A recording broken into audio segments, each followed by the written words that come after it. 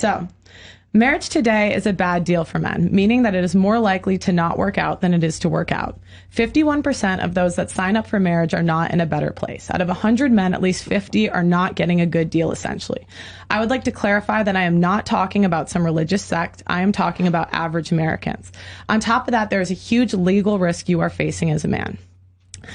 Again, I am not here to discuss the religiosity of marriage, but I'm here to talk about the outcomes of marriage in 2024, as well as the legal ramifications for getting married. I've interviewed over 1,000 women and men on marriage and relationships, and have been putting together a documentary on family court, and have found that most men have no idea what they are signing up for when they get married. Marriage is objectively a bad deal for men in 2024. What I would consider a bad deal is where the risk outweighs the reward.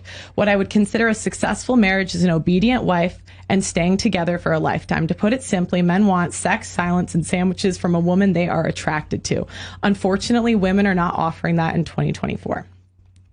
Women have zero interest in being wives. Gen Z women rank men 7th on their priority list, coming behind things like education, travel, and experiences. Millennial women are not much better. They rank men as 4th behind their careers, education, and finances. I personally have interviewed over 1,000 women from London to Miami to Vegas and even the suburbs of Chicago. And I can tell you firsthand that most young women have no interest in being wives. This can be shown by women's outcomes and choices.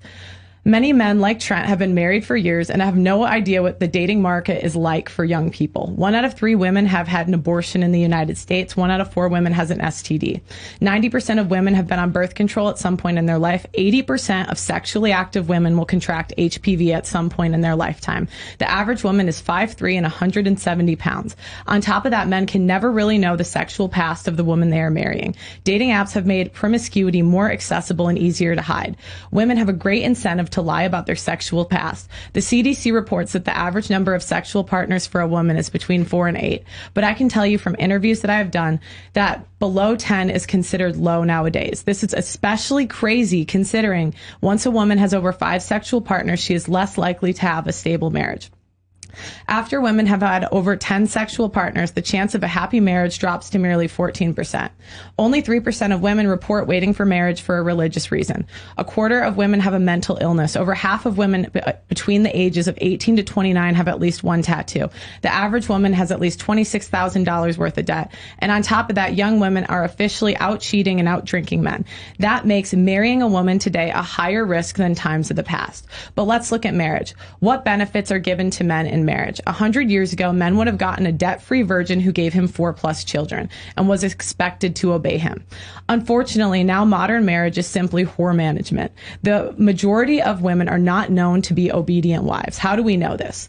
From one, we have phrases like it's cheaper to keep her and happy wife, happy life. If women were so obedient and good wives, why are all of the phrases focused on bending to the will of the woman? On top of that, we can look at women's choices during marriage. Some common problems that I have found is that women gain a significant amount of weight in marriage. On average, women gain 24 pounds within the first 5 years of marriage. It would be one thing if women were giving men 4+ children like they were 100 years ago, but on average, women give men 1 to 2 children. The other issue we have is sexless marriages. When we look at the boomer generation, 1/3 of them are in sexless marriages. many men have reported that women stop sleeping with them after they have children? How many men would sign up for marriage if they knew that they no longer would have sex, their wives would no longer have sex with them? Now, while this is not the majority of those marriages, that is still not insignificant. Men are not even guaranteed an in-shape wife who sleeps with them. Now let's talk about the legal ramifications of marriage and family for men. I do not say this with a happy heart, but there is simply no legal way to stop a woman who wants to divorce you from doing so. My logic is quite simple. When you pay people to do the wrong thing, more people will do it, even seemingly good people. Unfortunately, men, the divorce system heavily benefits women, and the stats reflect that. Women file for divorce 70% of the time, and 73% of the time, the reason given is irreconcilable differences. This does not make sense considering people date on average 3 years before marriage. What differences did you not notice in those 3 years? This makes sense considering the rising body counts and how promiscuous women are going into marriage. This is not only devastating to men, but also deadly. Men are 9 times more likely to commit suicide following a divorce. Child support is tied to Social Security and Title 4D, and if you cannot pay, the government can take away your money directly from your bank account, ruin your credit score, take away even your fishing license, take money directly from your paycheck, and even throw you in jail. The best interest of the child is a principle to ensure government policies safeguard the rights and holistic needs of children. It is standard used in family law to make decisions impacting a child in matters of adoption, child custody, guardianship, and visitation. This principle means that any situation should be looked at from the child's point of view. This sounds nice in theory, but this law is weaponized against men all across this country. This means the best interest of the child, even in cases where you are lied to about paternity. For example, in California, if you were on the child's birth certificate after the age of 2 and you were lied to about paternity, you are on the hook for child support for 16 years.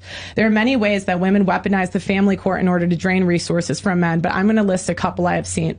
I have seen temporary restraining orders set to separate fathers from children. Men can be kicked out of the house they pay for on a moment's notice with a restraining order. In that time period between her filing it and going to court, the mother can put the father on child support because technically she is spending more time with the children. What is not considered is that the woman spent more time with the kids because she had not been letting the dad see them due to the restraining order. This is not illegal for women to do, and there is no punishment.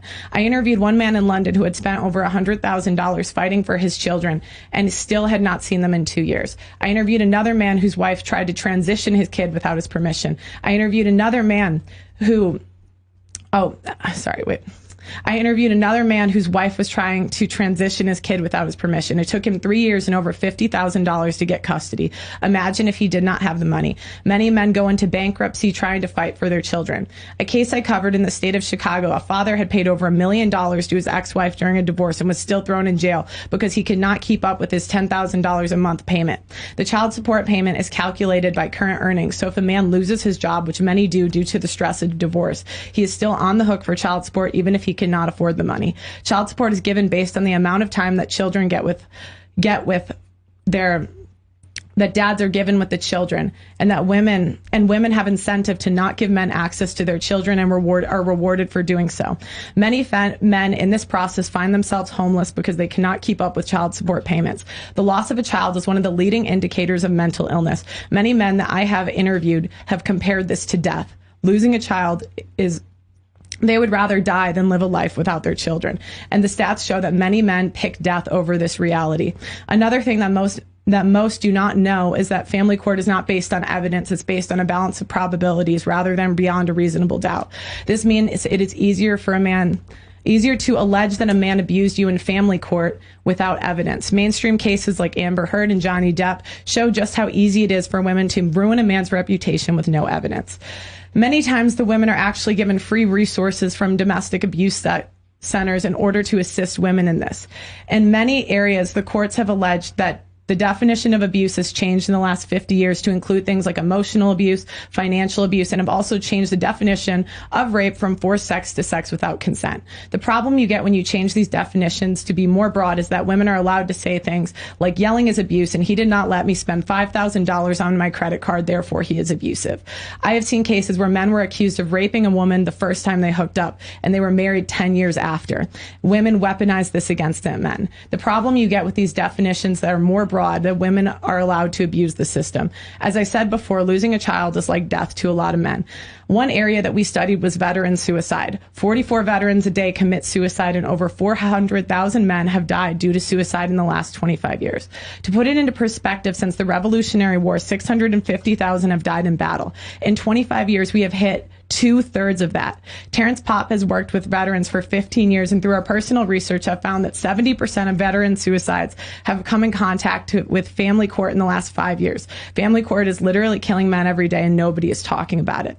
On top of that, fathers have to watch their mothers raise children in a way that sets up their children for failure. Single mother homes account for 63% of youth suicides, 90% of the homeless and runaways, and the majority of school shooters, where single father homes fare similar to two parents' homes. I personally have interviewed men who had to watch a mother try to transition their kid, and I had one case where a mother's new boyfriend had accusations of being a pedophile, and there was nothing the man could do.